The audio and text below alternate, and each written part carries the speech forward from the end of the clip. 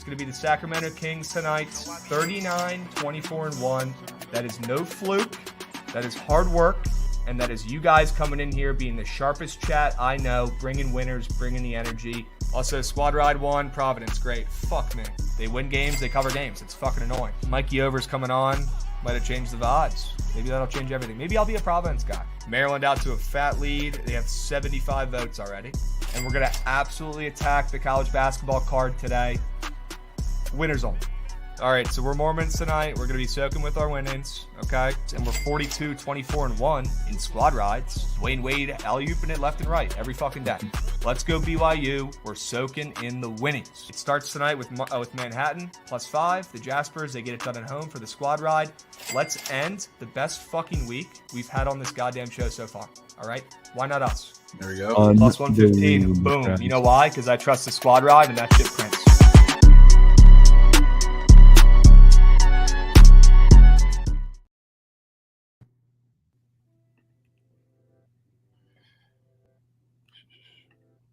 How we doing? We got the gang up in Arizona today. They're on the flight, I think, right now. So guess who's taking over the stream? Me. And I got some guests with me that are going to bring some winners. We're going to bring some banks today. Shout out you guys, 10-0, last 10 squad rides. Get some dubs in the chat for you guys voting for winners. We'd love to see that. Let's keep the heater. Anybody who tailed the PP last night too. So many banks, so many green. So here we are today. I got one guest with me right now. We got, looks like Not Crabs is in the chat, or in the queue here. I can bring him up real quick. I think he's ready. What's going on, Javon? What's up, Not Crabs? Yeah, doing well, doing great. Love to hear it. How's your night last night? How was my night? Yeah, it was okay. Little 1-1 action yesterday. I was on Wichita State, and they were up for 30 minutes and then forgot how to score the ball, so that was an L.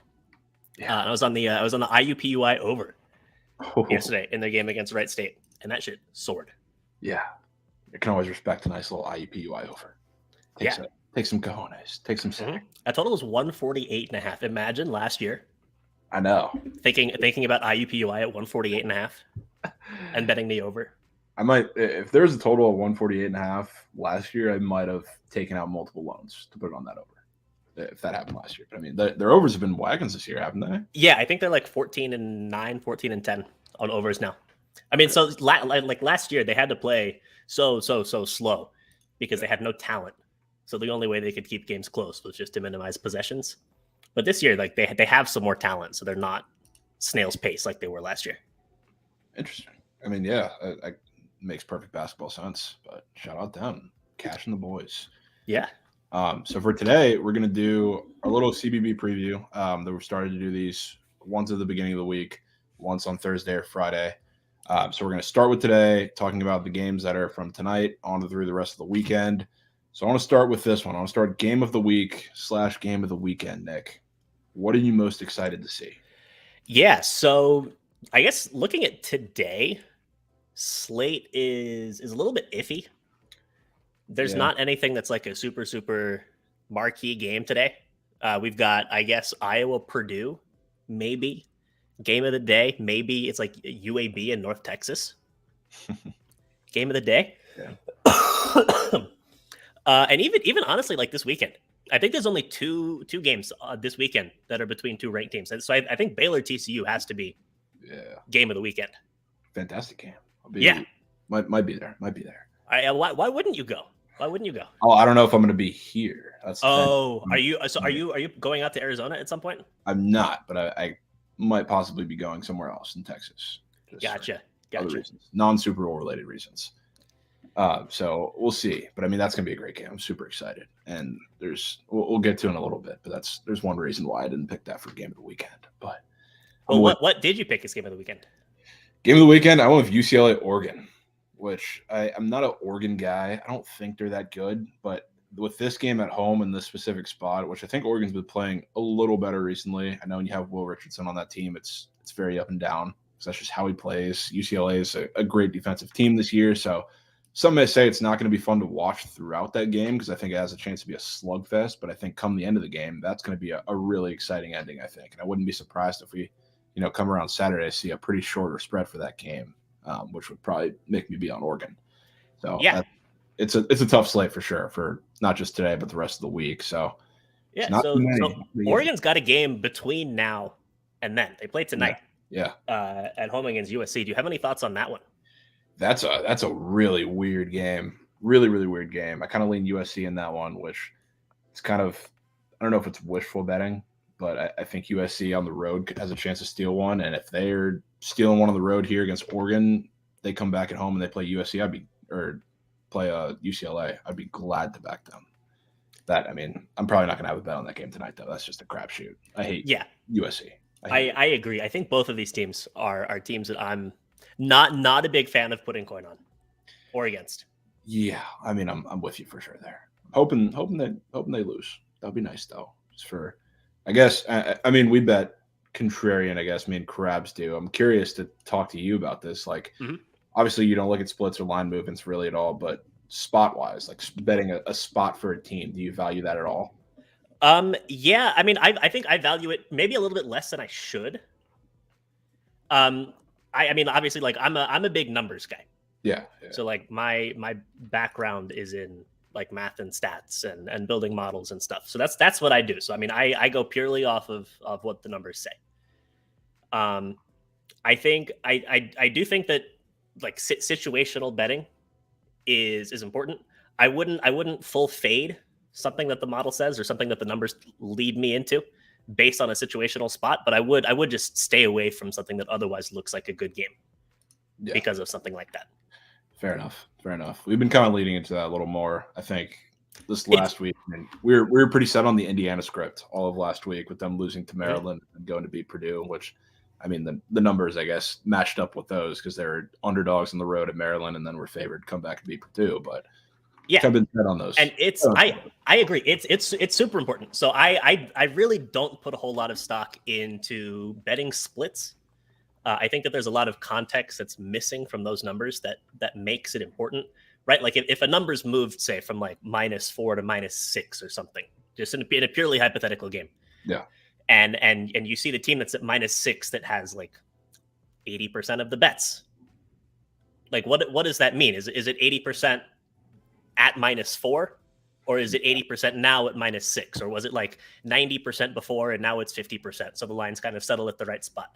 And that's the context that's missing from all of those numbers that makes me think that they're not very useful. As far as situational betting goes, I think that as a bettor, that's my big weakness is kind of not looking into that stuff and putting enough stock into it. Yeah, that's fair. 100%.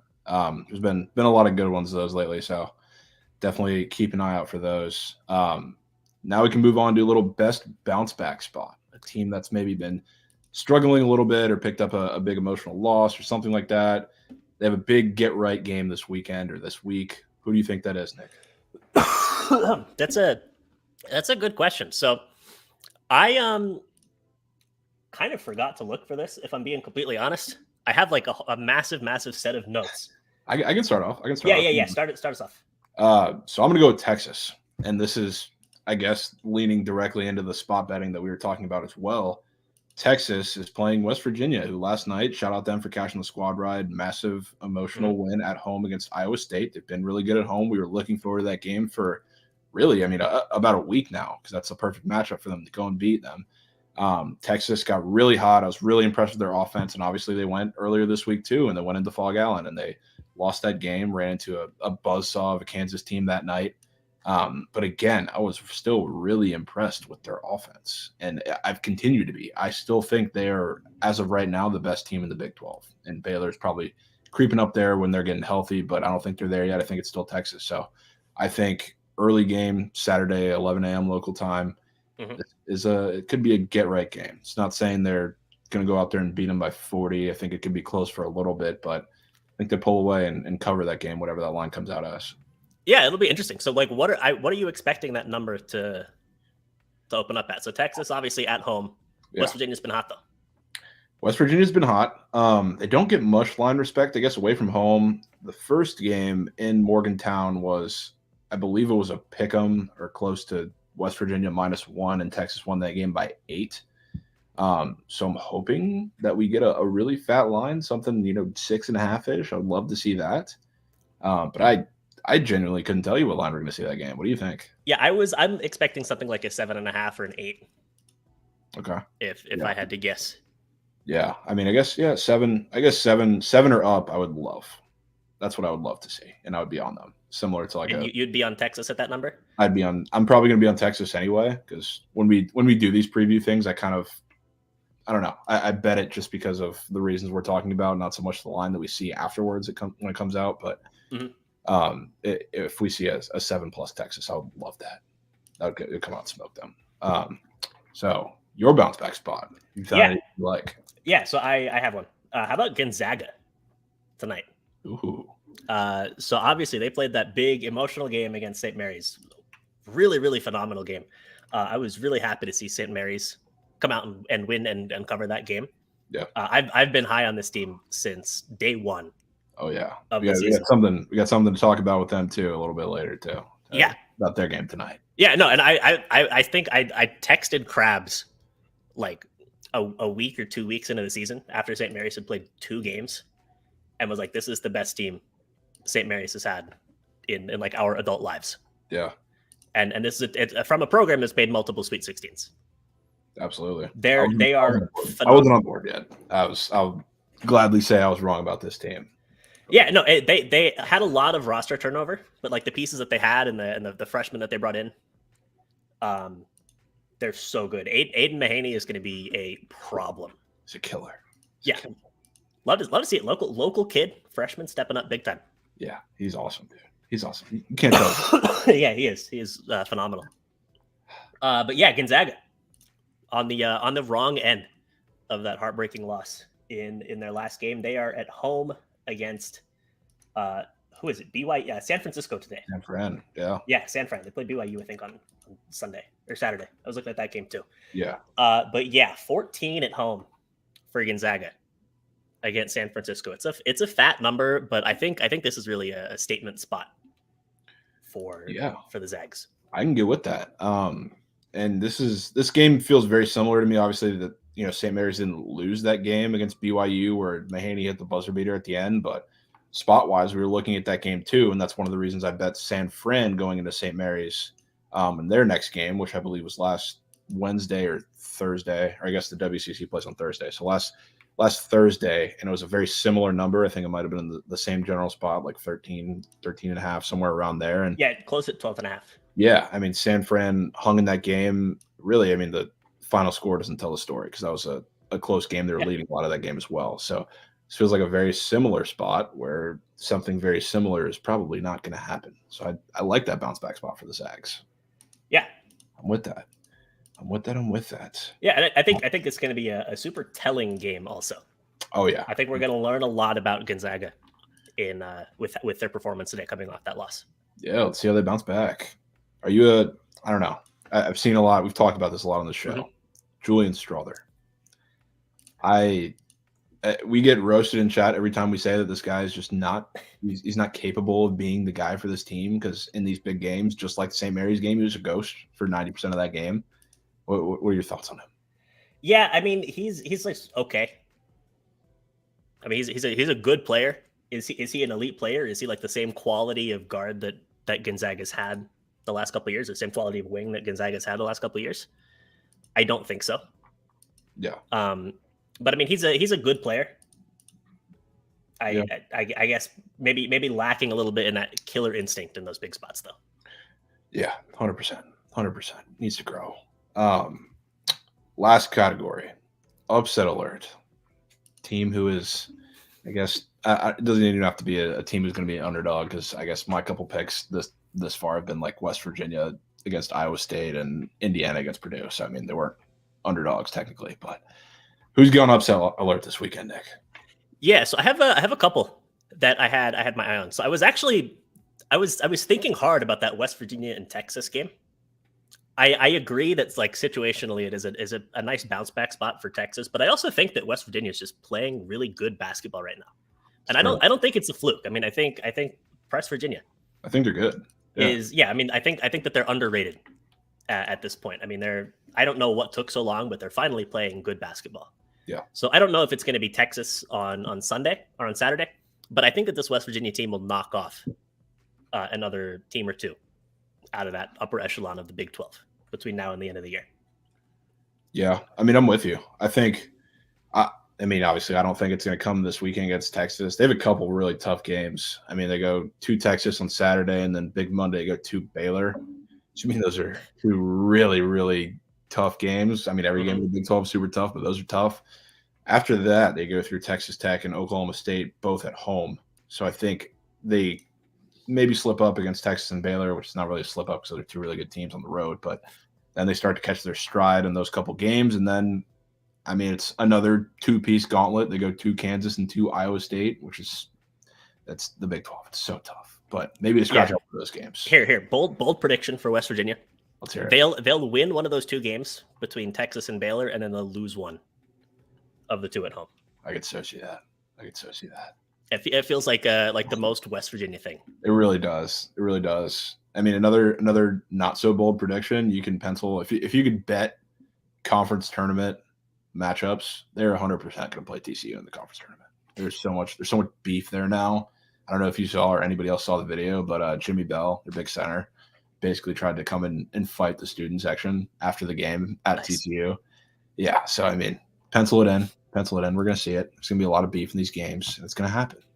But I'm with you. They're a really good team. What were the other ones you said you liked? Yeah, so I have a couple today that I was also looking at. I'm interested in your thoughts on this too. I think Northwestern going on the road to Ohio State. They're 5-point dogs. I think that they've got a pretty reasonable shot of pulling an upset. They played earlier this year at Northwestern. Northwestern lost that game by like 16 points. They got down fat early and just played a style of basketball that is not what they want to do. They shot 31 threes in that game against Ohio State, and they're not a good 3-point shooting team. So if they fall behind early like that, and then they had to shoot threes, it's just a recipe for disaster, a recipe for a blowout. And I think that we're seeing a line that's a little bit too fat. Partially just because of that game.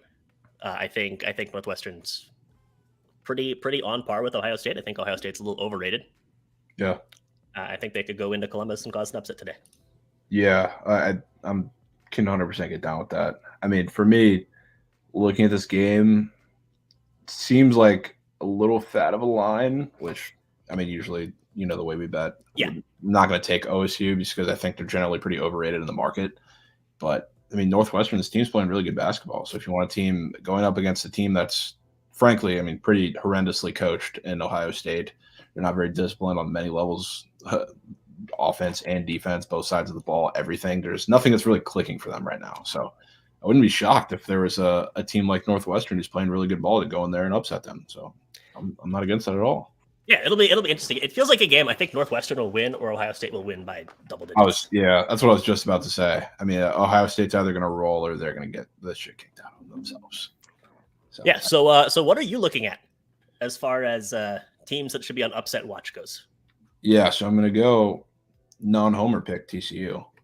This is why I kept it out of game of the week. 'Cause I think it's a fantastic spot. I mean, Baylor is playing the best basketball that they've played this year, and it's not even close. And a lot of that, I mean, has to do with JTT, Jonathan Chamatachua, coming back in the lineup now, which they look like a completely different team. Yeah, and it's massive. It's wild. Massive for them. It's wild. And I mean, he is certainly going to cause some matchup problems for TCU, especially if Eddie Lampkin is not healthy. I mean, he's playing now. He played in that game this week, but didn't look particularly healthy, and they got kind of ran out of the gym in that game. So it's a really good spot, I think, to back them coming off of two very disappointing performances in Baylor. Is you're pretty much getting them at their highest point, selling them at their highest point. So I do think that Baylor is really starting to put it together, and they're rolling right now. And it's probably not something that I want to get in front of them with long term, but I think coming into Fort Worth here, they might see some trouble. So that's one I certainly do have on my radar. And yeah, so what do you think the line's going to be in that game? It's I wouldn't be shocked to see something really, really weird. I wouldn't be shocked to see the Frogs favored. I think TCU will end up favored. Yeah, I mean, I think a 1.5 opener maybe their way. That's the exact number that I had in my head was TCU Exactly. minus 1.5. Yeah, and I think I think that's going to be the result of that. And if that line opens at 1.5 TCU, I'll be moist. So moist. So moist. I'll be bricked. What are your thoughts on the word moist? I mean, is it like overrated as a cringy word, and should be used a little bit more? Or like do you use it to make people feel uncomfortable? I don't use it as like a weapon. I'll say that. Like, I mean, it's not like a moist weapon. Yeah, it's not. I don't use it as a weapon, but like, I mean, if you got to break it out sometime, it's a tool. You can keep it in the tool belt a little bit. Mm-hmm. I think it's definitely a little underrated word. Something I'd buy stock into a little bit. Yeah, you got to whip out the moistness every now and then. Of course. Nothing better. Another upset alert that I did have on my radar a little bit too. Alabama going on the road against Auburn. And it's kind of a similar situation.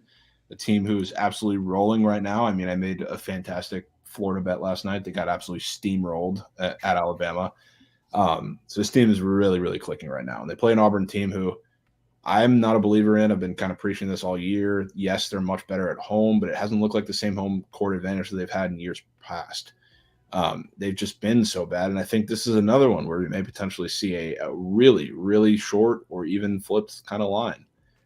This team for Auburn has just been so pitiful, especially offensively against any good defensive teams. And is Bama going to be that? No, probably not. But this is a weird game. And I think Auburn has a chance to really take Bama down to the wire here and maybe win this game. Especially, I mean, Bama, 100% King Dry. Yeah, Bama's weird. Bama's a team I hate betting on, or like I just kind of ignore Alabama games because Alabama at their best is like the best team in the country. Exactly. And Alabama at their worst, like obviously every team at their worst is not great, but Alabama at their worst, they feel like the downside is so low. Yeah, I bet them kind of.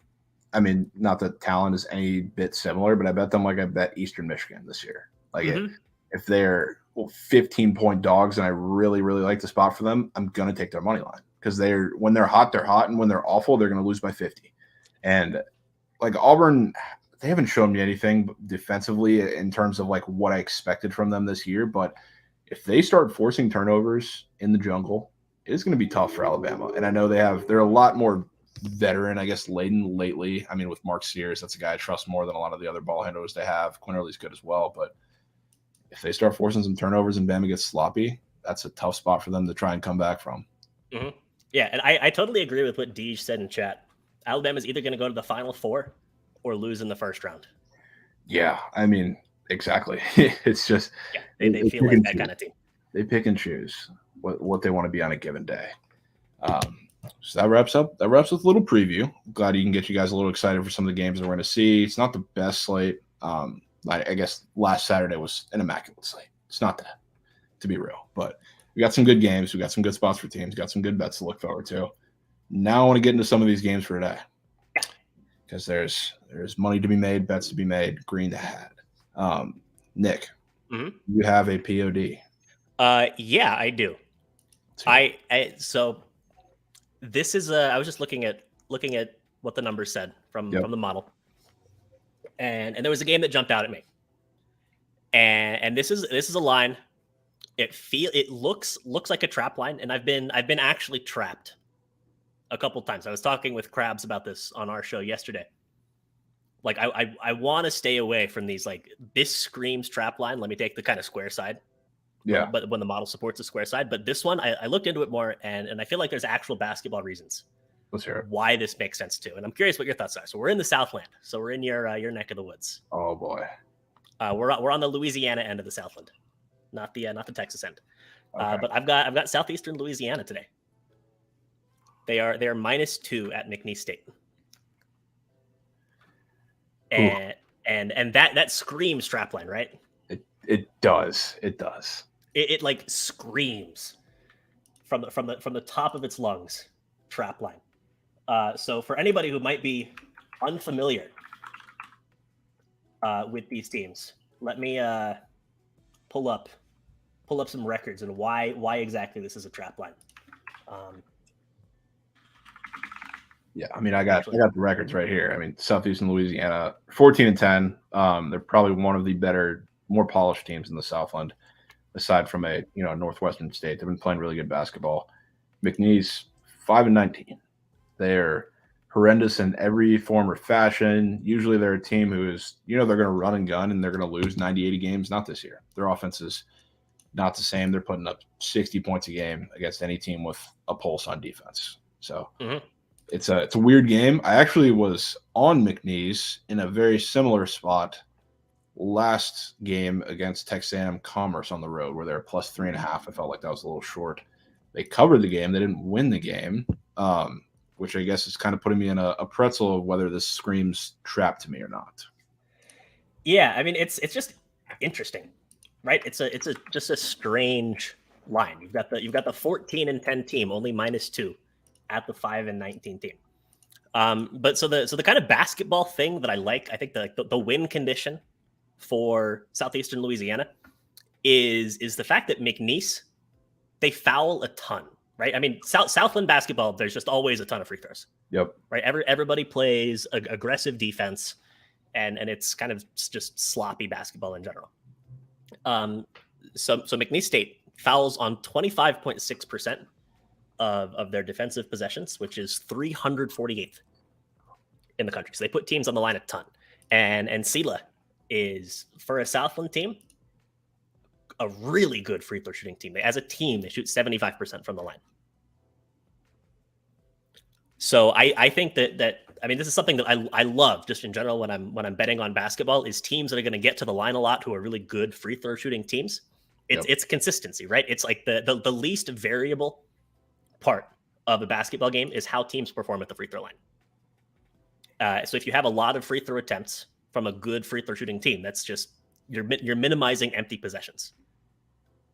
And I think with a short number here, that's why I'm not scared. Yeah, and I mean, I do like. First of all, talk about spots. Good spot for them, I think. I mean, coming off of, they were in a sharp spot at home against Corpus Christi, lost that game by 9 or double digits. So they're coming back on the road against the McNeese team. I mean, obviously, there's no real home court advantage in any Southland game, but they're playing good basketball. I think they slipped up a little bit. This could be their get right spot. They're certainly going to get 30 free throws in this game. They're certainly going to torch McNeese from 3. So, I mean, there's every basketball reason in the world. And I do like that it's gone 2 to 2.5 and probably is going to continue moving that way. I'd hope so, without as much as it's getting, just absolutely hammered. But yeah, I mean, is this game getting hammered? This feels like a game that like nobody is touching. Yeah. Oh, and Budman, we're going to get to that. It's actually my POD. Or I have my POD is also in the Southland. But I'm not fully against that. I'm certainly not going to run to take McNeese. This is a, I guess, square play that I can get behind, because it does make a lot of sense. Yeah, I'm willing to take the bait again. If I get trapped again, so be it. So be it. So be it. That's the way this goes. Yeah, I'm not bad. So we can talk about while we're in the Southland. This is probably my favorite play on the board today. It's Texas A&M Corpus Christi against Houston Christian. They're laying -14.5 at home, and there's a lot of different things for this game, because Houston Christian is not good. Let's call it what it is. They're atrocious. But in this first game that was at home, Houston Christian beat them by 12 as 8-point dogs, which is crazy. And they put up 90 points. They shot 50% from 3 on 22 threes. So I don't think it's going to be the same thing today. And I think Corpus Christi's defense is going to lock into. I like that this line on the total, I mean, it's already high as is, so I'm not saying you're going to get a defensive masterclass, but 162 down to 159.5. And looking at this Houston Christian team total, 72.5, juiced -125 to the under. And when Houston Christian scores less than 80 points, 4.9 ATS, they're just bad. They're not pulling any type of upset or keeping any game close unless they're scoring 80, 90, even 100 points. So the fact that, Corpus Christi is laying 13.5 up to 14.5 now, the way that first game is going and how they've looked a little generally disappointing all year, I think they come out and beat them by 25-30. That's my favorite one on the board. There you go. 25-point win for the Islanders. The Islanders, yeah. The only Islanders that don't steal coin. That's for sure. So we can get into some of these I guess not Ball Sack State games, even though Southland greatest conference in college basketball for sure. Yeah, absolutely. Absolutely. Yeah, I mean it's just great. It's just great. Do you have any plays in some of these? I miss the old Southland of like last year. With who? When they had who was it? I mean, they had like Stephen F. Austin in the South, or I guess a couple years ago. Sam Houston State. Some of the other teams that like left for the WAC. Yeah, Southland used to be like legitimately a pretty good conference. People forget that Lamar also just took a year break and is just back. They're just back in the Southland now, which I hate because they're like a team that I can't bet against. There's the peskiest team. They're like the Kraken of the Southland. I hate the fact that there's a school called Lamar. It's just like somebody's name. It's literally somebody. Does that bother anybody else? Maybe a little bit. Chat. Does the fact that there's a school just called Lamar bother you? Right? Like, what if St. Peter's was just Peter? I mean, that would get under my skin. It would get under my skin. I'd hate it. So yeah, we can get into some of these. Yeah, some of these Rice is another one. Rice. Let's hear Rice. I was looking at this game. Oh, I was talking about names that bother me. Oh, I mean, we can talk about Rice while we're here too. Rice going to FAU today, catching 14 points. FAU, I mean, you're a big FAU supporter. Are you still in on that team? Am I a big FAU supporter? I feel like I was just early on to identifying them as a. Okay, yeah, that's probably a better way to say it. You were one of the first to identify them as kind of a contender, class of the conference, one of the better mid majors out there. So I'll say that. Yeah. Also, how are you feeling? How are you feeling about Ben in chat? Can we ban Ben? Yeah. James Madison, bringing up JMU. Yeah. Yeah. So I don't really have any thoughts on this FAU and Rice game. I mean, FAU's good. Rice is solid too. I have it at like 14.5 for FAU. So I don't, where is that number at right now? It's like 14 and a half, right? Yeah, 14. So not really a whole lot of thoughts there. Maybe I'd be inclined to take Rice on the road, but again, like model air quotes like leans FAU. Should be a good game. Probably a lot of points. Yeah, I mean totals starting to move up, sniffing 150. I probably would lean Rice there, but I'm not sure if I'm going to make a play. I guess, FAU coming off of that game against Charlotte, which was really, really weird. I don't think people realize all the guys that were out for Charlotte in that game still. So maybe it's a little box score is going to fool you a little bit. FAU is still underperforming a little bit in my eyes. These last couple of weeks, I've kind of fallen off that train a little bit. I was with you and thinking that they were going to be really good and kind of V mid-majors, and I've been disappointed. Yeah, I think they're a good team. They're not a team that's going to go out and consistently win by 20 points. Yeah, oh yeah, absolutely. Like their lines have been, I think, outrageous. Yeah, that's the thing. I mean, I'm going to continue to fade them when they have these big lines because I mean they play well. They win with defense a lot of these games, so it's not going to be a team that's just going to go out there and beat South Dakota State of last year dominant in their conference season. Yeah, totally agree. Yeah, I'm with them. Big game today. Big game. This was actually my bounce back spot when we did this earlier in the week. Purdue catching 8.5 at Iowa tonight. Yeah. Or at home against Iowa tonight. What are your thoughts on this game? I think I would lean Purdue in this spot. So obviously they lost their second game of the year last time out at Indiana in what is a pretty big rivalry game between those two schools. So I don't put a whole lot of stock, say, in like downgrading Purdue for that loss. I mean, it's a tough place to go play. It's a rivalry game. Indiana's fighting for wins for their NCAA tournament resume. Yep. And that's like of all of the games for them to get up for over the course of the season, that's the one is hosting Purdue. So I kind of like Purdue on the bounce back spot today at home. Yeah, I'm with you. And I mean, this was another one where I was kind of, because I picked it as bounce back spot Monday when we were talking about it. I kind of expected the line to be around here. I saw it open like 7.5-ish, got down to 7 last night. So I was a little worried. Now it's back up to 8.5, 8. So I like that for them. And it's not a hot take to say that Zach Edey is just going to be too much for them today because, I mean, Philip Herbaka is not going to be enough physically to guard him. Nobody really in the country is physical enough. No, there's nobody who's like, No. oh, this is a good matchup against Zach Edey. Yeah, there's not a single person in college basketball. He's just the greatest. And like, I don't want to discredit, I guess, Indiana's win against them, but when you look at what lost Purdue that game, other than, you know, some sloppy turnovers here and there, it was the free throw line. They were not good from the free throw. They were 10 for 17 in that game. Yeah, that doesn't get the job done. That's been the story of their losses this year too. So is that going to continue? Absolutely not. I mean, they're going to be fine from the line. I think they're going to dominate on the inside as well, just like they should pretty much every game that they're not playing Trace Jackson Davis, or even when they are. So I think there's going to be too much tonight. I think they get a big win here today. So I'm with you on that. Yeah, I mean, and I think the important thing for Purdue is just where does the secondary offense come from? I mean, like if you think of who's going to be a tough matchup for Zach Edey, right, in that conference, Trace Jackson Davis is close to the top of the list.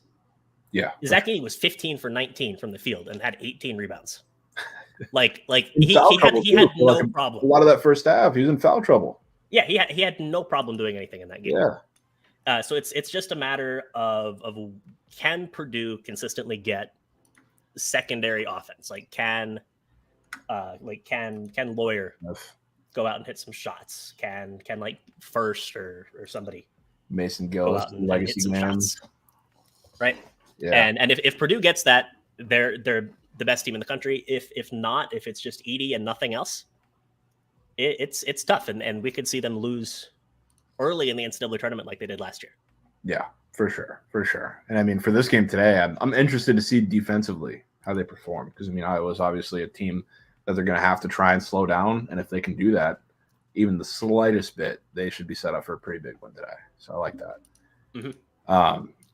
Couple more games here. You can always feel free to stop me on one that you like, but we got to talk about your St. Mary's guys tonight. Going on the road to LMU, and a big game where I've seen a lot of LMU all day, which is interesting. Yeah, it is. It is interesting. I like this Loyola Marymount team. I don't know. I have no connection to any of the schools in the WCC, but I'm like the biggest stan of WCC basketball. Hey, I respect it. Yeah, so I like this Loyola Marymount team. It's going to be, I mean, I think they match up relatively well against St. Mary's. So teams that are bad matchups against St. Mary's are teams that really try and win by beating you in the paint, especially if you have like guards who like to drive and can't really shoot. Loyola Marymount's a team that shoots a lot of threes, and they shoot threes pretty well. Basically everybody in their rotation can shoot. So I think this number is pretty spot on at like 8.5. I don't really have any thoughts, and in fact, I might actually like an over. An over in this game. Interesting. It feels like a game where Loyola Marymount is going to have some success offensively, just because they can space the floor and they're not trying to post up against like Saxon and company. That's interesting. I could get behind that over a little bit. I don't mind that. I mean, for me personally, I know there's spot wise, I guess you could talk, because that's a reason, not just like that I look at games, but a lot of other people are betting Loyola Marymount today, coming off of 2 losses on the road, BYU and San Diego, a game which they really shouldn't have lost. And St. Mary's coming off of the big Gonzaga win, which is probably one of their biggest wins in years. And I know they beat Gonzaga last year too, but this is one that feels kind of more important because it's like the passing of the torch a little bit. Oh, absolutely. Yeah. So I mean, it wasn't an upset. They were favored. Yeah, I mean, they were favored, and it feels just like such an important win for that program. It's insane. But I just don't know. If I think for Loyola Marymount to keep this game close, they're going to have to win that battle with Saxon in the paint. And I just don't know if they can do that. Do you think they can do that? No, nobody can.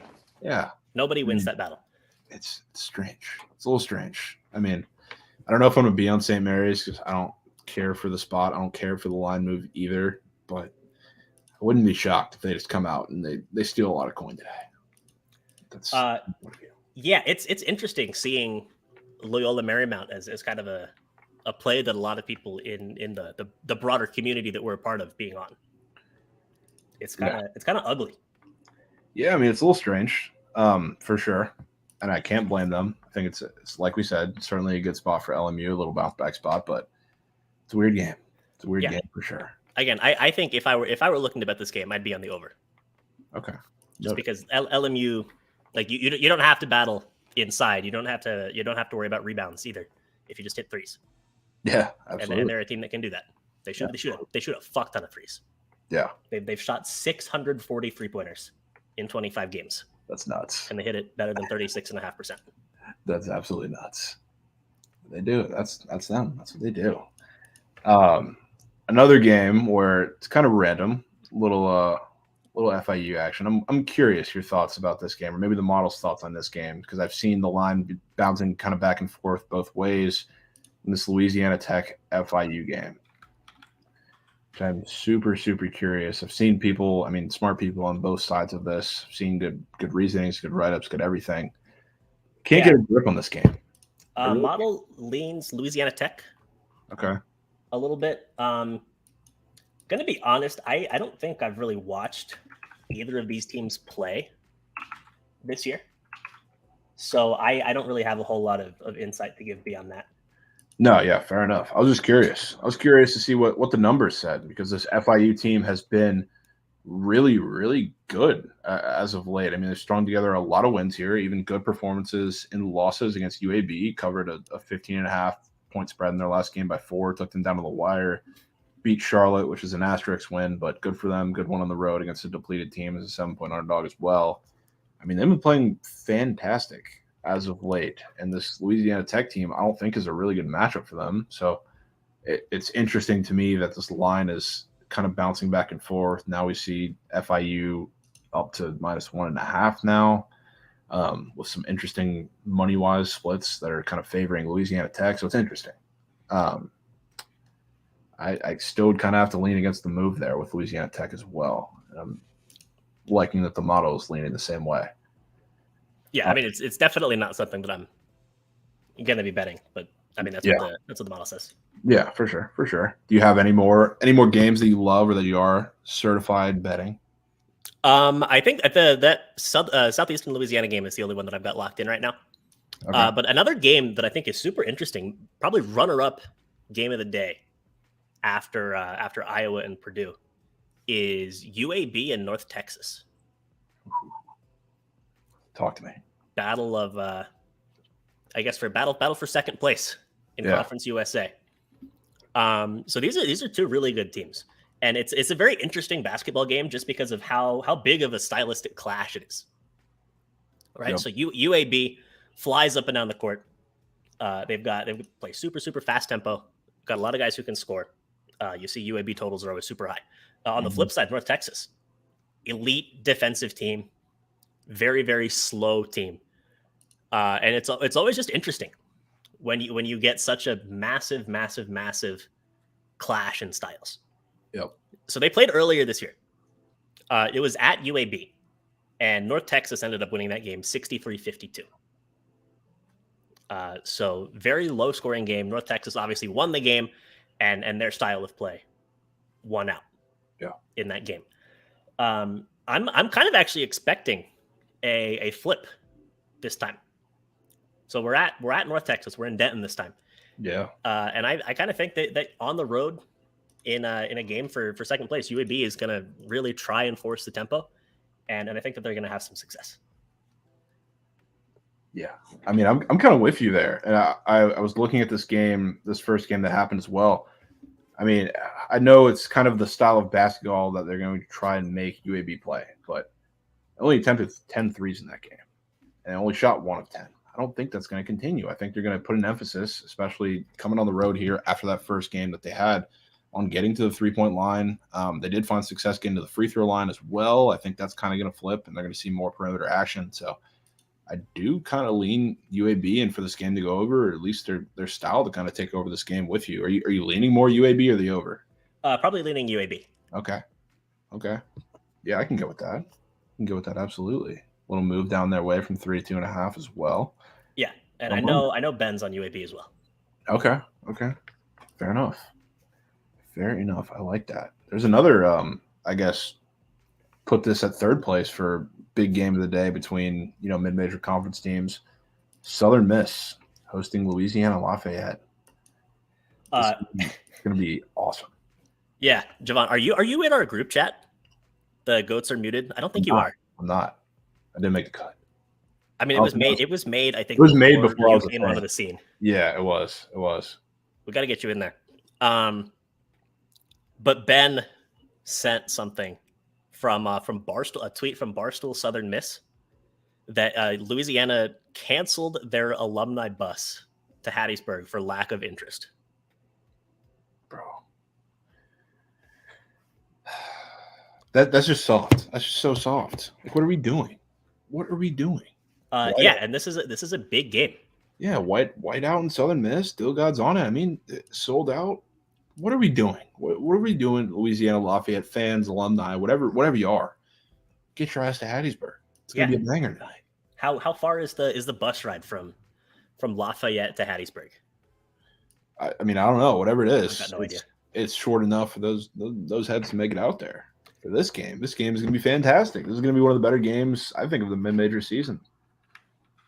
It's going to be awesome. I mean, this Southern Miss team, I mean, they, I guess, continue to impress me. I haven't really been one to fade them too much outside of, I think it was Troy a couple games ago that I was on, and a lot of us were on, and they didn't come through because Southern Miss is just unbeatable. But won a handful of games in a row. Same thing for Lafayette. They've looked absolutely unbeatable. And, I mean, going into Southern Miss is a really, really tough place to play. So I'm interested to see if you have any leans in this one. No, it's just going to be a good game.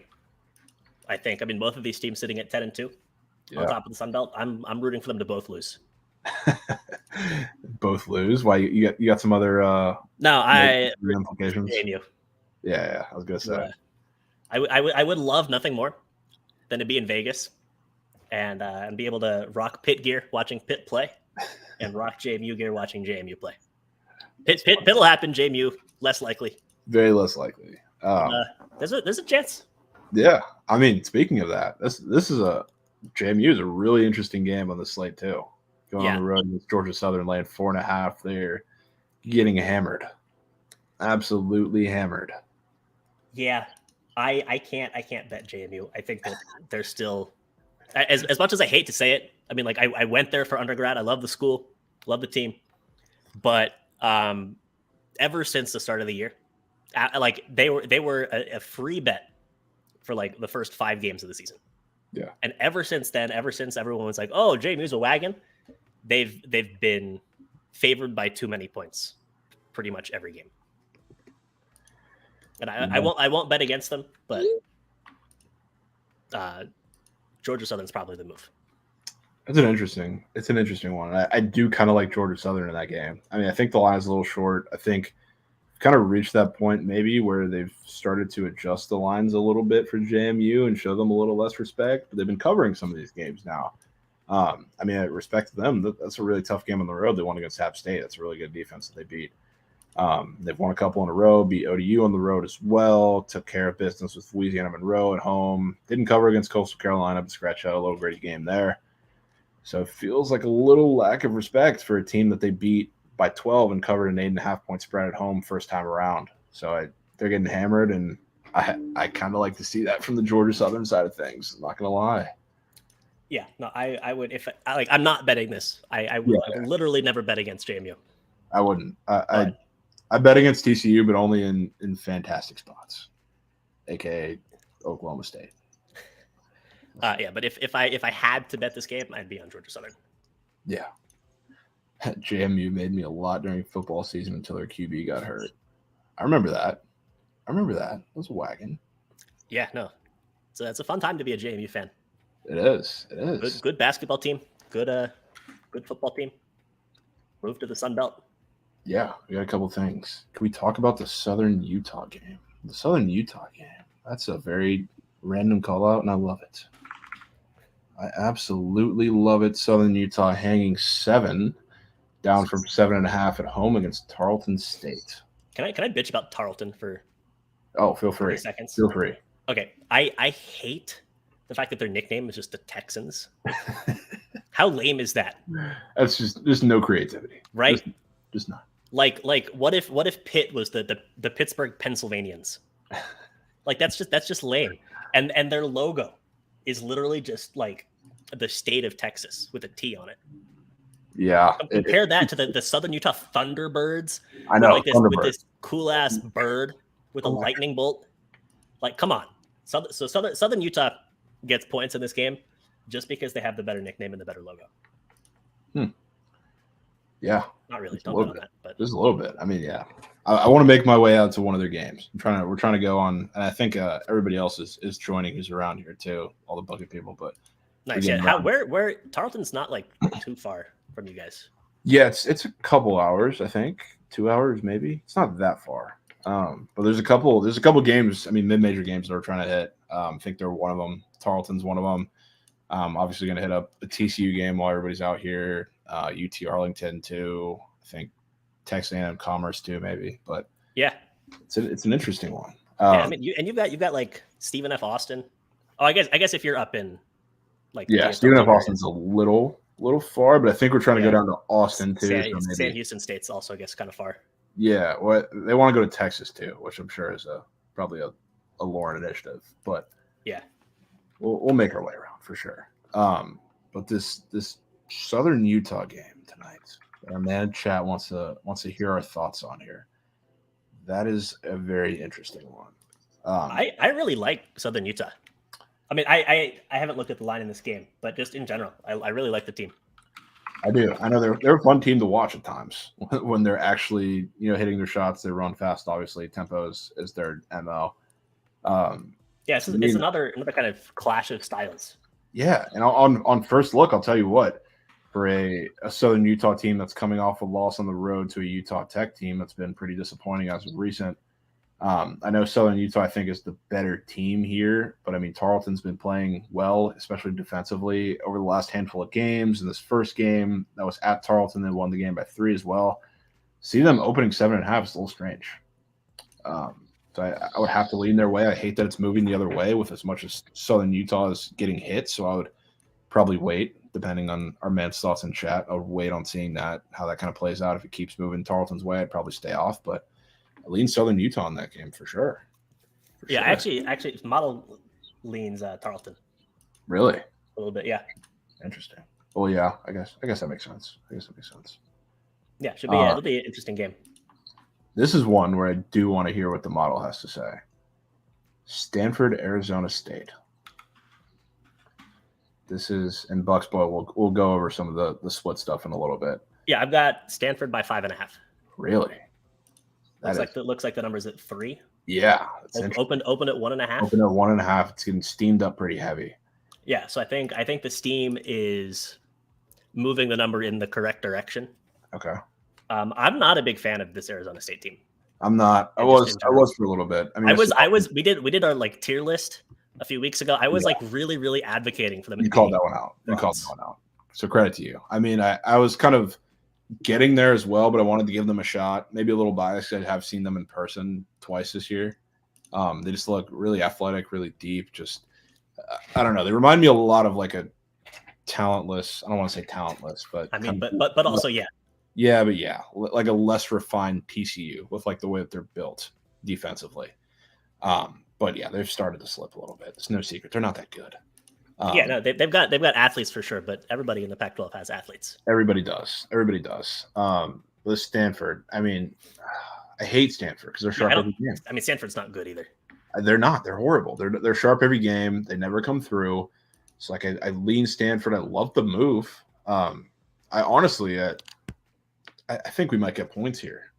That would probably be my lean, if anything. This little over here, because Stanford is coming off a game where they got clamped by Colorado. It's no secret. But their offense, other than that, has been it's been better. They've been 70+ pretty much every game outside of that. And I think that's going to continue. And is it a good matchup for them? Absolutely not. But I think this is going to be a game where we see some running, we see some gunning.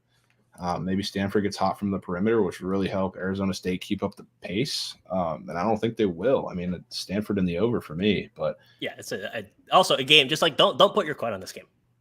Yeah, I mean, I wouldn't be mad at anybody not doing that. But yeah, also Jay Biller makes an excellent point. Stanford has athletes? ?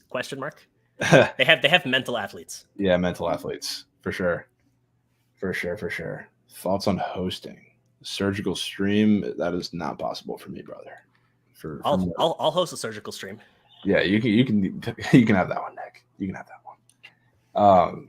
But yeah, my way of taking Stanford without taking Stanford would probably be taking that over. So that's an interesting one. I'm really shocked to see the model has them by 5. I like that. I love that. Yeah, I mean, model's been super down on Arizona State. I think it's more disrespect to Arizona State than it is respect on Stanford. Yeah, that's fair. That's super fair. Stay in the Pac-12 while we're talking about these games. The one we touched on a little bit earlier, USC Oregon. And I know we're kind of iffy on this game, but I want to kind of expand on it a little bit because it is one of the better games on the slate today. I have it at literally exactly Oregon -4.5. It's wild. Like down to the 10th of a point. Wild. So that's wild.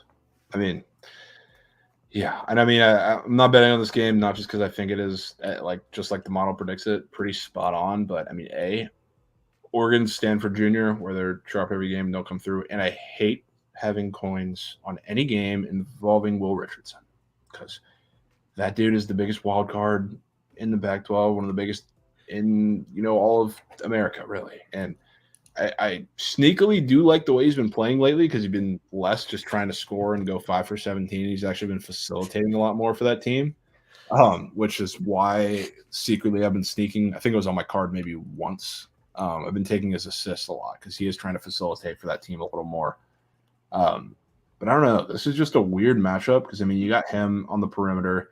He's going to have to do a lot, but he's going to be clamped probably by, I would assume, Drew Peterson's going to draw a lot of the duties. They're going to switch onto him a little bit. But Dante in the middle should be a mismatch for Oregon going up against that pretty weak USC interior. So it's going to be a back and forth game, I think, which is why I want probably no part of taking a side. Yeah, I think it's going to be a game that comes down to the last 2 minutes, fouls, free throws. Does USC hit a buzzer beater 3 to take it from 7 to 4?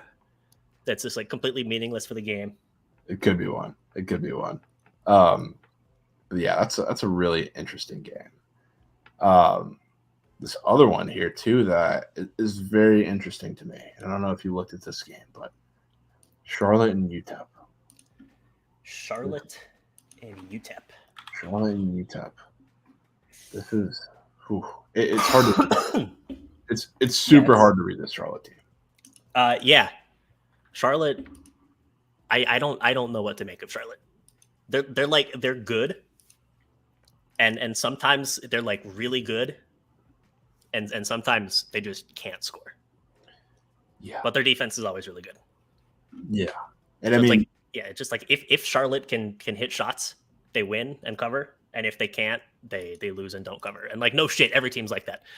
But Charlotte to a more extreme extent than other teams. Yeah, and I mean, it's not even just that. The COVID situation makes this a really tough game to cap because I don't know what the situation is. I would assume that with this line opening at 3, that at least Ali Khalifa is not going to play. I don't know about everybody else surrounding him, but that's been an issue for them the last couple games. But I'm very out on that Charlotte team. I think UTEP is a good enough team to kind of hold on here. And I like the move, I guess, up their way a little bit, even though it might be injury/COVID related.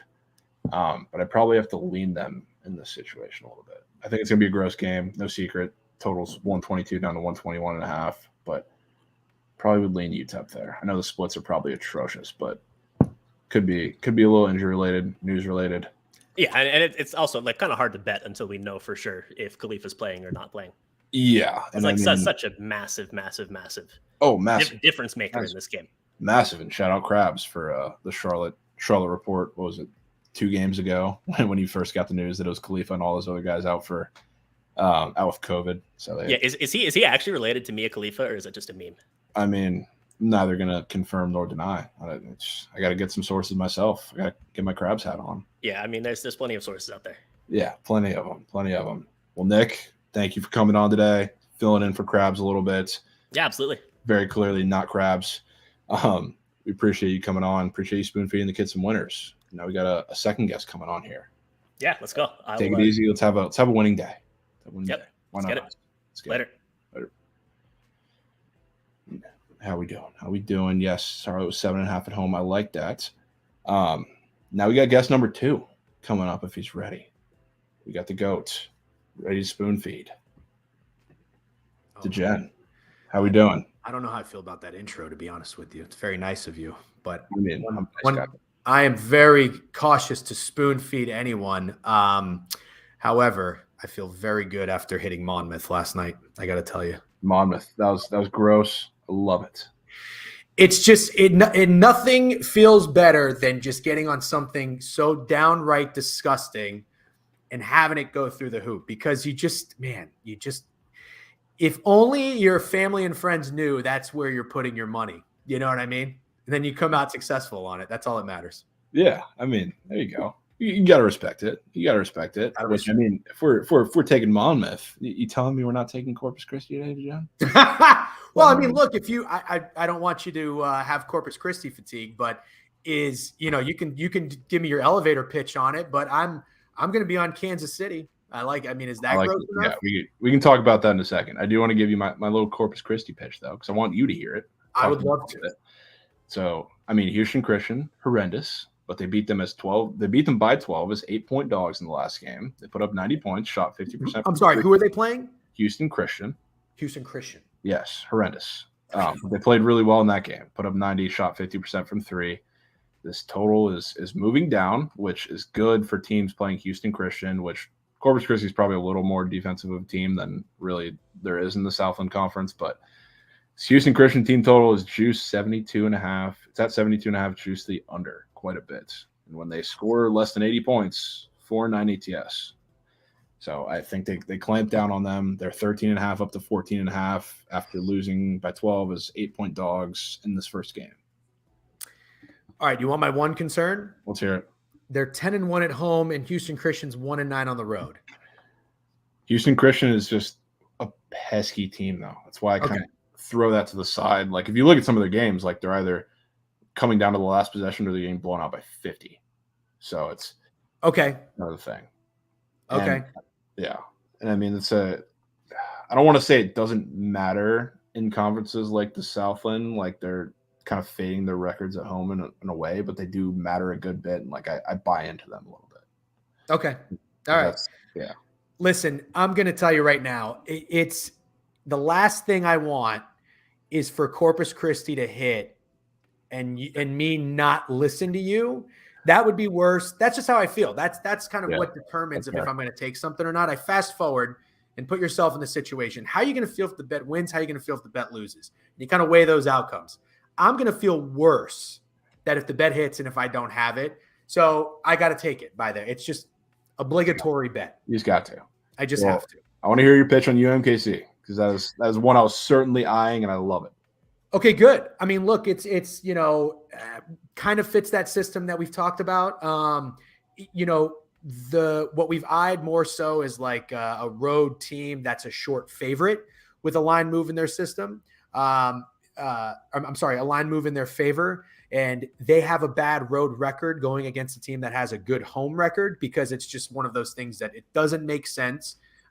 Your average public bettor is not taking it, yet your Freddie Mills, who I'm now using, like labeling a sharp, right, after getting to know this person a little bit more, and I think your chat's familiar with them, but these sharp bettors are putting money on this team that on paper to your average person doesn't look like where you want to put your money. So I think there's a reason for that. Kansas City is, I just had it up, but they were a 3-point dog. Here it is. They're playing Western Illinois. Yep. They're 10-15 record-wise, but they're 2-8 on the road. So they're a very bad road team. They're going against Western Illinois, who's 15-9, but 11-2 at home. And they're 7-3 in their last 10, 6-4 ATS. So this looks like the better team, right? Marginally. So they're a 3-point favorite. They're getting the majority of the bets, yet the line has gone from 3 to 1.5. So it's really quite simple for me. I don't take a lot of credit for these things, kind of like, you're just piggybacking off of somebody else moving the market. But it takes guts, takes balls to make these kinds of bets. So they've been profitable as of late, and I've got to stick with it until, it fails me multiple times. Yeah, I'm with you. This is definitely one of my favorite on the board. I wanted to wait because I knew you were on it. I wanted to wait on the stream to hear your sell job on it, but it really is. And yes, this game did happen a little earlier. UMKC shot 3 of 25 from 3. Is that going to happen? No, probably not. And with Western Illinois, I know you may not be familiar with them team wise at all, but they are a one-man show. Man. Really, Trenton Master leads their team in every statistical category. Their point guard. Okay. So he will, if they can at least mitigate the effect that he has on the game, they can win this game. Absolutely. And the splits beautiful, line beautiful, spot beautiful, everything about it. So I have a question. How do you stay up with all of these players and teams? Do you check? Because like, I mean, I doubt you watch all of them, which is understandable. I don't know who could, right? But do you go and check box scores, stats, and stuff like that the next day? Like, is that what you lean on? No, I mean, I'm not going to say I watch all of them, but you'd be surprised because I mean, I take a lot of player props. So when I tune in, like I'm not always tuned in to the entire game. I'm kind of flipping whether I go, ESPN app on the TV with the Apple TV 4-box, quad box, or I'm flipping in between different players when they're on the bench, whatever, to kind of see how they're doing. But I mean, situations like these, like with its Trenton Massner for Western Illinois, just happened to have a squad ride or a couple plays on them, so I'm very familiar with them. But a lot of these players, I try to keep tabs on so I know, especially if they pop up on Prize Picks, how they play, how they're going to match up well with some of the weaknesses of the teams they're going to face, or if the line is okay. Because for a lot of these, I guess, lower major players, to be frank, like if you're going to see their average on Prize Picks. So, if it's a really good matchup, there's not going to be a bump up in the number like you're going to see for somebody who plays for Kansas or Texas Tech. So if you pay attention to that, you get really good value, really easy reads, to be honest. So do you, and it's something, again, kind of to compare to like Freddie Mills, but also just professional and sharp bettors. They always find to have an edge in more of the, I guess you call them mid-majors, or, the more obscure teams where your public's not really targeting. Do you find that as well? Like, do you agree with that as well? No. I mean, not for me personally. Not that I right. I mean, with like Prize Picks and player props, it's kind of one thing I've realized. You do bet on some players on some teams I've never fucking heard of. I don't know if you do that. I don't do it. Yeah, I don't do it intentionally. I don't intentionally go to the board and look and say, "Hey, I see 20 Kansas players, Kansas, Texas, Baylor players on the board. I see a bunch of guys that are, Norfolk State. I'm going to go look at that one specifically." I don't do that necessarily, but if there's a matchup, that's what I look at. Like if I'm betting props, I look at the teams, I look at the matchups. So like if Norfolk State is playing a team who can't rebound, I'm going to see if they have a square up. But I don't really care. I just do whatever works best. We did just hear a bang in chat. Tarasenko is headed to the Rangers. Is that true? I saw someone say that, but I was like, wait a minute. Let me see if more than one person says that. But I think we just had a second person say that. I think a second person just said it. Do you want? I know we only have 20 minutes. Do you want my quick thoughts on that as a Rangers fan? Yeah, let's hear it. I fucking love Tarasenko. I don't know. I don't know that this is something that's going to excite me. And here's the reason. The Rangers keep doing shit like this, and they always act like they're in win now mode, which they kind of have been. But I remember they've traded, even dating back when like they traded for St. Louis, the Lightning. They gave up a lot of people for it. They traded for Keith Yandel from the Coyotes at the time. They gave up Anthony Duclair, a young guy who I liked. They always do this where they try to just win now. I haven't seen what they gave up. I don't mind them going for it. But man, that's it's a lot of offense. I think the Rangers need more bruisers and more toughness.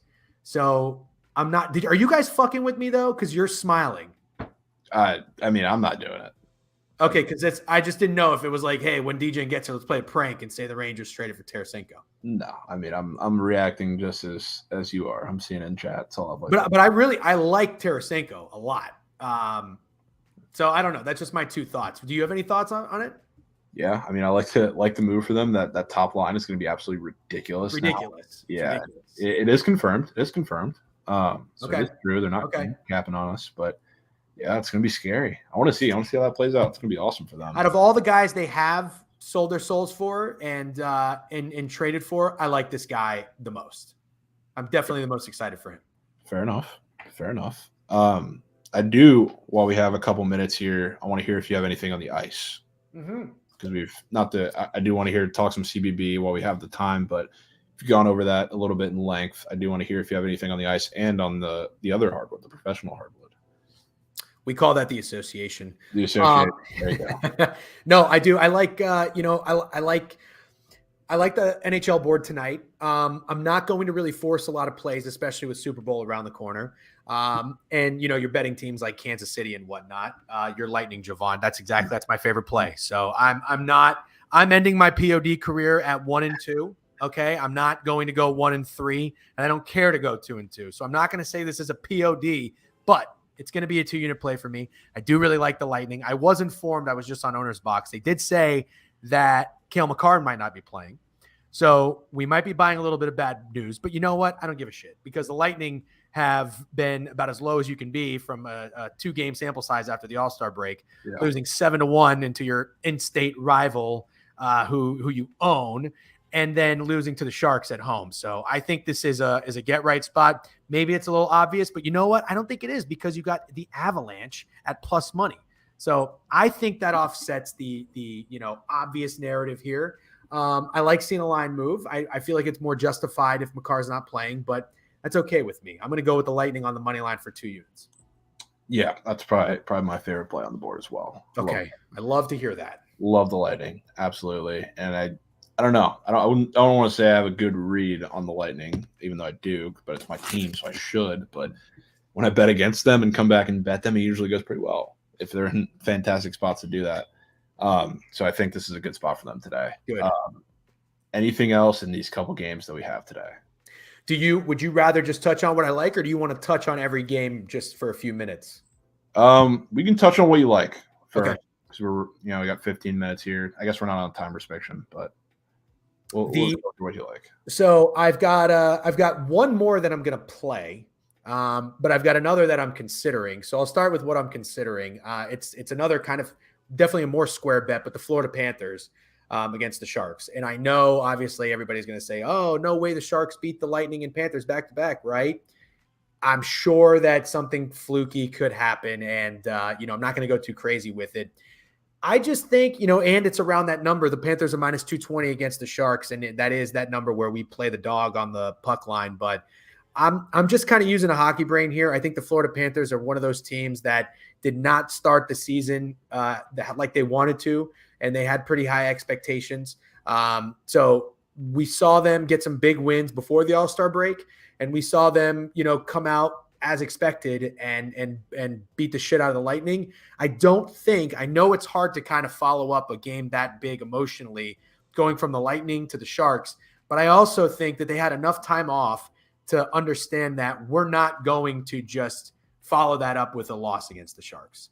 So I think it's an important game still, even though it's not a top opponent. I really do think it's one of the square plays, probably the square play of the night in hockey that hits. So I might add them to my card, and if I do so, it would be on the puck line. Yeah, I'm with that. And I don't like fading the puck line system, but I mean, trends change over the years or over the course of the season. So sure. It hasn't died yet. That's just kind of the way NHL works, though. You're not going to see something that's going to work for the stretch of a full season, but it's working now. Hasn't failed yet, but it'll probably tail off sometime soon. It usually does for a little bit after the All-Star break, no matter what it is. Yeah. And yes, guys, there will be a squad ride. We're not just quitting the squad ride because Brad isn't here. Grow up. We'll be fine. But I can tell you the Bolts money line will certainly be in the voting poll. I'll tell you that. Love to hear it. There's this one that was also a little weird to me is this total in the Flames game. Just a little bit. The two teams that came out very hot, at least goal scoring wise, coming out of the All-Star break. And we saw 9 goals in that Rangers game with the Flames. I'm 99% sure. I'm looking to confirm. Yeah, I mean, we saw the Red Wings give up 5 goals. Game went over 6.5 against the Oilers at home, which everybody was on. So I was a little surprised to see at least the total not pushing 6.5 a little bit. I know the Flames have been playing horrendous hockey. Nobody wants to back them to score goals any bit, but kind of leaning it under here. What do you think about that? I love it. The problem is I also like the Flames, and I'm not sure which one I want to play. Obviously the Flames at 160, it would be better for me to play, the under if it's -110, -120. The problem is I'm sure everybody's had betting unders in the NHL has been so difficult with how early the goalies are pulled. So, I really see like a 3-1 game here. I agree with you. I think the line is a little suspect. The fact that it hasn't budged. So, it would, if money's hitting something, if it was hitting the over and the books felt that was a threat, they would move it quickly. And I agree. I don't think you're going to get a lot of people that want to bet an under with the Flames team that at least can put up goals or find themselves in higher scoring games. But I would like the under probably a little bit more so than the Flames right now. I am just terrified of that empty netter. If it's even if it's like 3-1, the Wings get one late and then they get empty netter and it's 4-2. How much time is left when it's 4-2? Because they'll still pull the goalie again. Yeah. So that concerns me. But yeah, I like the under. Do you lean Flames as well? I do lean Flames. I definitely like the under better because I hate fading the Red Wings off of a spot where everybody just faded them and it worked. Right. So it's a tough spot for me to go back to. But I mean, taking the under, I think, is my way of taking the Flames without taking the Flames, or at least taking them to keep a close game and then kind of control the pace of the game. I like that. So I'm with that. I'm with that a little bit. Anything else that's catching your eye? And shout out Owner's Box for the raid. We got Bangs. Oh, nice. Good dudes. Yeah, I just left off with them. Goats. The other one, again, I'm finding myself. Hockey does this, though. Hockey does this. It did it to me last year. It gets really chalky and squared in the later half of the season. The teams that are good and need to win start beating the teams that are bad and don't need to win. But there's also, treating teams that are just kind of due to balance out. Like Chelly had pointed out the other day, I thought it was a good point. Expect to see some regression from the Kraken. I agree. Nobody expected them to perform as well as they did in the first half of the season. Right off the bat, they come out and they get shut out in the Islanders. That's going to be a team that I look to fade more so than back potentially. And another team that I'm looking to get right that is starting to get some pretty good wins are the Oilers. They're my pick to win the cup from the West. I don't think it's going to be them, unfortunately, just due to the goaltending issues. But they're against the Flyers. They're against the Flyers tonight, and I think it's a pretty big price. And, at first I thought to myself, this could be a tough game for the Oilers. But now I'm not so sure. The Oilers pulled away from the Red Wings the other night. They ended up winning 5-2. I had the Red Wings on the puck line. Kind of think the same thing happens here. So I was also thinking about, again, getting pretty square, which is not like me, but kind of just doing what I think makes sense. I think the Oilers are probably a look tonight too. But other than that, I'm really not going to touch anything else or even thinking about considering it on the board. But there are some weird games if you're looking at with like the Knights and the Wild or even the Islanders. Yeah. I'd be curious to hear your thoughts. I thought you were going to go Devils with that, which is really interesting. And I know you probably don't want to fade the Kraken, but got Blackwood in net and no Jack Hughes. I know the lines kind of moved their way a little bit, rightfully so. But if you're expecting regression from the Kraken, and I think it would be a decent situation to do it. Do I want them to back them or I guess fade them after the way that they've looked coming out of the All-Star break? Not particularly, but with a Jack Hughes-less Mackenzie Blackwood-led team at -135, wouldn't mind it.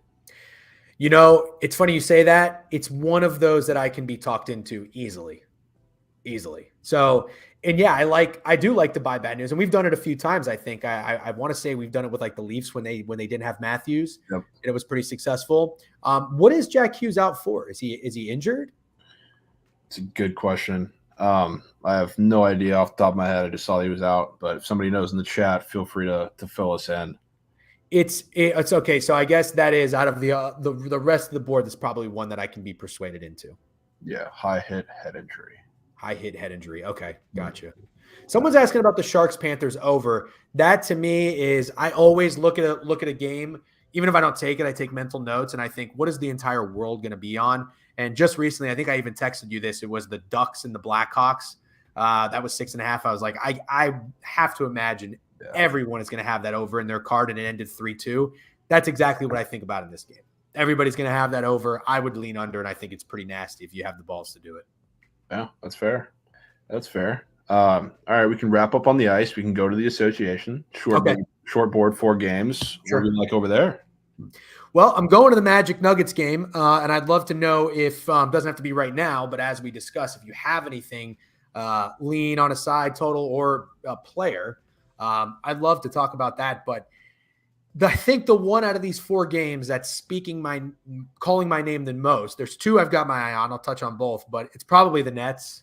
The Nets is a favorite. I'm sure you agree with that when I see you smiling. Yeah. The Bulls have been sons of bitches lately. When I've been fading them or backing them, they kind of I can't get a good read on this team. But I feel like obviously, it's just one of those situations where they've just gotten rid of Kyrie and Durant, but everybody's going to fade them, especially with the Bulls team that's been better. And treating bettors better. But I also think they're due for some regression. And I'm glad we saw it when they were just in Memphis and they were like 9.5-point dogs. They were covering and then they ended up not. So happy to see that. I think the Nets win tonight. You always have to remember, like, these are still professionals. It's all these guys. I don't know who's playing for the Nets, but nobody's counting, thinking that they're going to win this game. This is my one concern. Oh, okay. This has popped up in the past hour or so. Then I would be totally off. Yeah. What I do then? I would take the over. Yeah. I'm going to make sure. It's nothing confirmed that I've seen yet, but rumors are swirling. So in the case that ends up being true, maybe they hold them out of the game tonight, I'd be off, but still have to go with the Nets. And I know they've covered 2, I guess was similar spreads back-to-back games of 7.5, 8. I don't really care. Because, this Bulls team, like you said, has been pretty good and been treating bettors well. And the Nets are still, to this point, at this point, a one-man show with Cam Thomas. Right. For them to be favored, I think is crazy. Is Spencer Dinwiddie making his debut tonight? Is he? Dude, I have been asking for this for the last 2 games, and he hasn't. But I was a big Dinwiddie fan. Oh, I love Dinwiddie in Brooklyn. I loved him in Brooklyn. It sucks that he didn't work out elsewhere. But, man, I loved that Nets team. They had so much heart. I want to say, I can't remember, DeMar Carroll or something. They had a couple other guys. Jared Allen, Karis LeVert. But Dinwiddie was the guy. So I am going to be targeting him whenever he does make his debut for sure. Looks like it's today from what we're seeing. Dinwiddie and DFS might play today. Put him on my fucking card. That's probably going to be the first NBA bet I punch in. I don't know what I'm going to do. Points, rebounds, assists, maybe everything. The other team I'm going to be taking today is going to be the Suns, because I think that they're not getting Durant tonight, and they're going to be without a lot of their key players. Yeah. So we just saw this with the Wolves trading away D'Angelo Russell. They were a big dog, became an even bigger dog, and won outright. So now they're in Atlanta, 4.5-point dog up to 7. So I'm going to take them, not on the money line though. I'm just going to take them with the points. Okay. Yeah, I kind of figured those would be the sides you're on, and I like to hear it.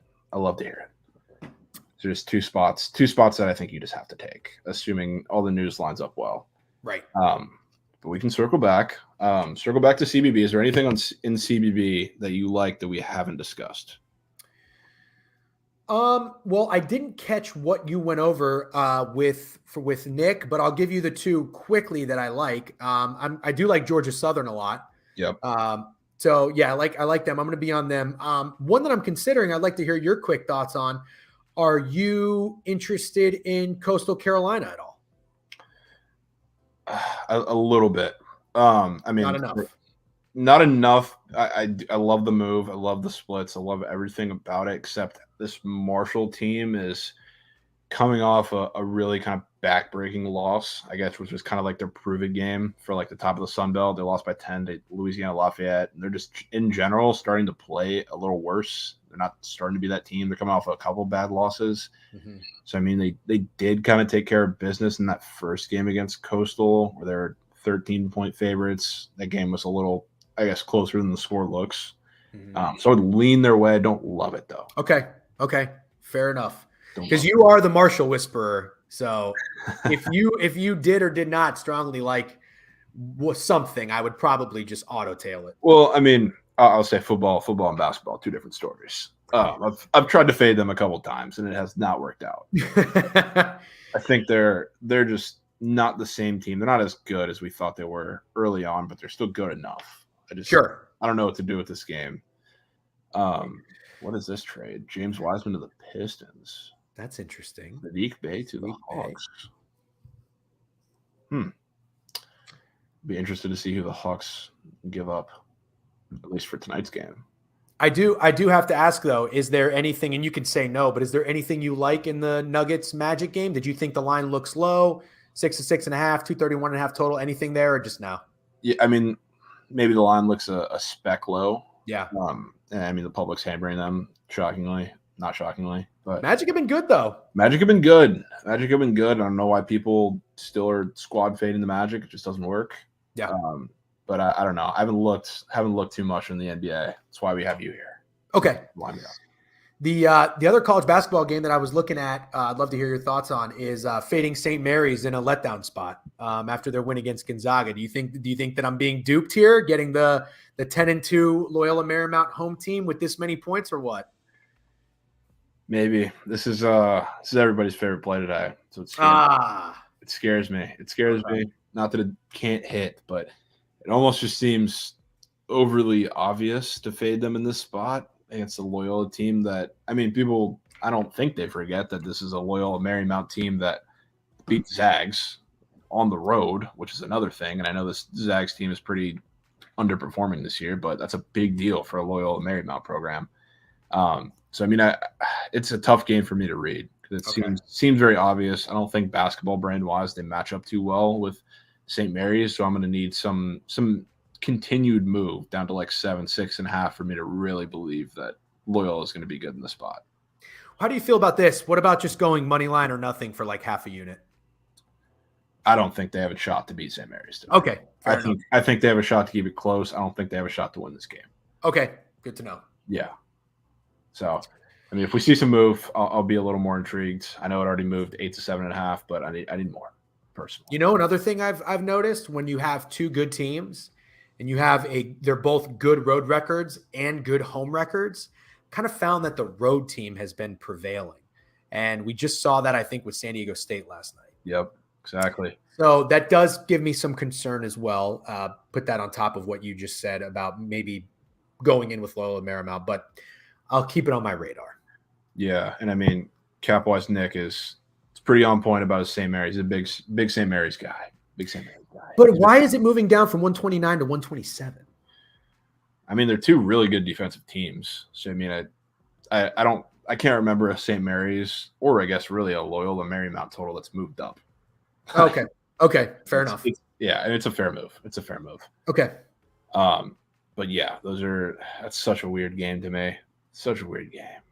Are there any others that are catching your eye that we haven't talked about yet?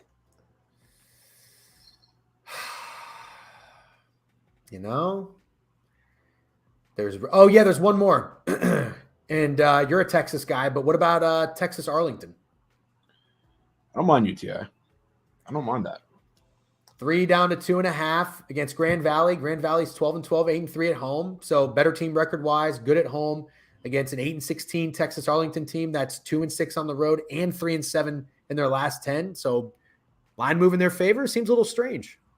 Yeah, I don't mind it. I mean, they are sharp every game. They did win the first game by 12 and they put up 85 points, which is very uncharacteristic of them because their offense is atrocious. But our man Marty, I think, has a good look at this game. I would probably go the under because, again, they put up 85 points in that game, which is very uncharacteristic of them. So, I mean, that total hit, 158? Total was 147.5. So it's soared over by 10-plus points, and now we're seeing a 146 opener down to 143.5. So if anything, I would probably go under. Especially, I mean, it's a higher total than I guess you see in a lot of UTA games, but they've been over wagons because a lot of their totals have been kind of this high 120s, low 130s type range. So, I mean, they've hit, I think, six overs in a row. A lot of these numbers. All right, I'm sold. Yeah, I'm sold. I'm actually going to play that. I like that. Yeah, I think that's a great one. That's a great one. And read on game starting now. I Oh, I was going to go Wagner or under, but I'm not going to play it. Yeah, I'm not going to play it. Bucks boy, I wanted to look at this Cal State Northridge splits. Been asking for this one for a while. All right, then after that, I do want to hear if you think Ohio State's to play tonight, or if you're staying off. Okay. Cal State Northridge. Those are some crazy splits. Probably not many people on that game, but 32% of money, or 33% of bets, 89% of the money on Cal State Northridge. Those are interesting. I mean, I want you to read, Bucks boy. I want you to read in this game. Why are we betting Cal State Northridge? 0-10 on the road. There we go. Those are the nuggets we need. 0-10 on the road, 4.5 line freeze. How good is Cal State Bakersfield at home is the question. That's what I would love to know. They're average. They're 5-5. 5-5 at home. Not the best ATS, I guess, either. 5-5 ATS as well. Last 10. So, I mean, that's interesting. If we get a move their way, I could certainly be a little convinced for sure. Actually, I lied. I do have one more, and it's one that I'm excited to ask you out of all people, because it's still one of my favorite picks that you made that did not hit when you did the newsletter for college football, but Charlotte. Yeah. Do you like Charlotte basketball today? +3 in UTEP, or do you not have anything in that game? No, because for one, we talked about this a little bit earlier. Charlotte has a lot of COVID stuff going around. So got it. Their main player who's like big, and like even if he was out, I guess this line would seem super, super short against the UTEP team who's been really good, especially defensively. But it's kind of, with Charlotte, it's bad news I'm willing to buy. And we've done it a couple times now, I guess, against them. So I need to see who's playing in that game before I make a decision on what I'm going to bet. Okay. I'd wait. I think, honestly, not that, we're running to kind of map out when we're betting Charlotte, but give them a couple games to get their guys back and buy low on them. That's what I would do. Okay. That's what I would Fair do. enough. Ohio State was the last one you had, right? Yeah, I thought about Ohio State because the number looks really high for a team that has been dreadful, but gives me some concern that they did beat up Northwestern pretty good in Northwestern. Yeah, that gives me some concern too. And obviously, I guess not only did they beat them, it's Ohio State at the end of the day, which they're a team that's been pretty overvalued, game in, game out.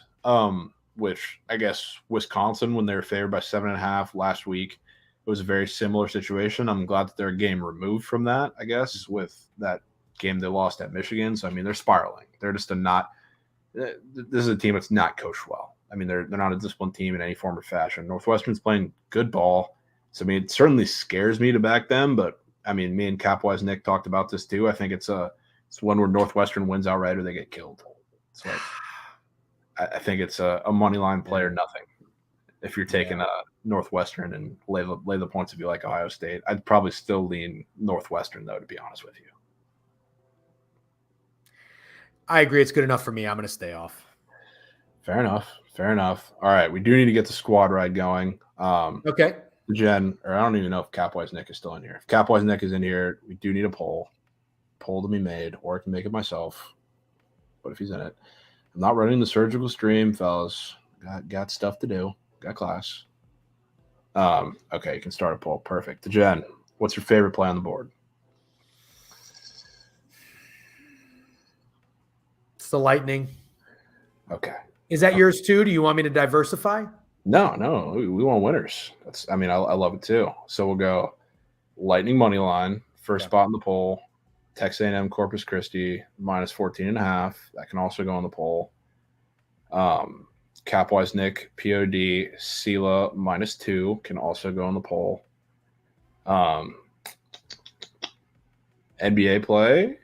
You want to put the Nets in there, or do we want to wait? Yeah, I guess the concern is the weight. I'm telling you though, if Levine is out, I agree. I still like the Nets, but I love that over. Okay, maybe that's when we wait. That's when we wait and make. I agree. Yeah, there you go. We'll wait on that one. What was the other one that you had? The Suns. I do like the Suns. Yeah, I like the Suns. We can put the Suns in there +7.5. That's the number, right? I believe so. Suns +7.5. Then one more.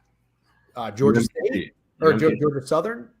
Georgia Southern, I like them too. Do you like them better than UMKC?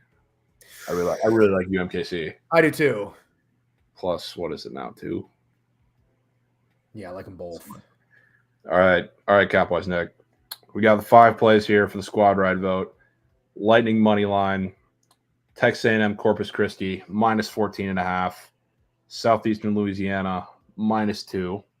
Phoenix Suns +7.5, and UMKC +2. These are gross. These are gross. It's a gross. I'll text you the plays. Cowboys next. Somebody said, Jacob said Dinwiddie is up for 20.5. Seems kind of high. He's going to fucking soar. Dinwiddie triple-double? It could be a possibility. Especially if he can get 10 points with Cam Thomas playing. He's going to get 20 assists. Yeah, I mean Cam Thomas. That LeBron's record isn't safe as long as Cam Thomas. Give him a year. Give me a year and it's his. Oh man, I haven't been into prize picks all week, but I'm gonna go. I wonder if he's got a square up. He's got to be, right? Yeah, I mean they put him up. I think that's second game. He's not up. I don't know if he's up now. Ben Simmons at 7 points is probably one of the funniest things. I mean, this guy just does not like to score. No. Oh, here he is. He's just in a different jersey. 20.5. There we go. Oh, he's been getting that easy. This guy scored 35, 36 points in January. He's a fucking man. I love Spencer Dinwiddie. Yeah, he's a goat. He's a goat. Okay, poll is up. Vote. It's like we got a 2-man race here with the Lightning and UMKC. I love it. Love that. Love that. Gonna come down to the wire. Get your votes in. I got one thing for you guys. So you remember I told you Markelle Fultz revenge game when he was in Philly. Got the double-double in game 1. Well, we do have that in Orlando tonight. It just hit me. Aaron Gordon revenge game. Aaron Gordon revenge game. That's gross. I am not an Aaron Gordon guy. I don't know how you feel about him, but wasn't that crazy about the pick at the time. I guess it was weird. I think it was like 4th. He kind of had to do it. He's going to do something, though. Yes. I'm definitely not an Aaron Gordon guy, but in this situation, I don't mind it whatsoever. The Rangers gave up a first and Sammy Bly. I mean, could have been worse. Could have been worse. I don't really hate it. Not against it. No. Ooh, Jamal Murray might be out today. That's the thing. I mean, that'll be great for Aaron Gordon. That would be great for Aaron Gordon. Not so much great for Magic bettors, I would guess. But interesting. What happened to Trent? They're on the way to the Super Bowl, Jonathan. Filling in. Are they driving? No, I think they're in the air like as we speak. Oh, I'm a fucking idiot. They live in Dallas and it's in Scottsdale or whatever. Is that a short flight?